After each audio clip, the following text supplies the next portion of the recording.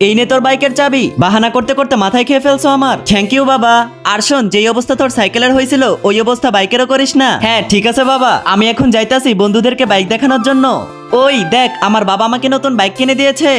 এমন করে কি দেখতাছো? তোরা সারা জীবন এই চার্জিং ওয়ালা স্কুটি চালাবি, আর আমি এখন এই নতুন বাইক নিয়ে ঘুরতে যাইতাছি। হ্যাঁ হ্যাঁ ঠিক আছে, যা।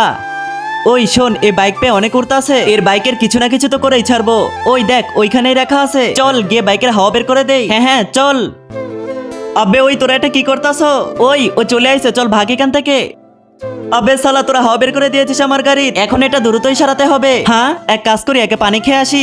আল্লাহর এই সুন্দর নামটি দেখেছে, ভিডিওতে লাইক করে চ্যানেলটিকে সাবস্ক্রাইব করে দিবে। হে আল্লাহ, আপনি তাকে পরীক্ষায় পাশ করিয়ে দিন। কমেন্টে বলে যাও আই লাভ ইউ আল্লাহ। ওই তো রাখা আছে, জলদি করে ধাক্কা লাগা। আরে ওই, আমার বাইক নিয়ে কই যাইতাছো তোরা?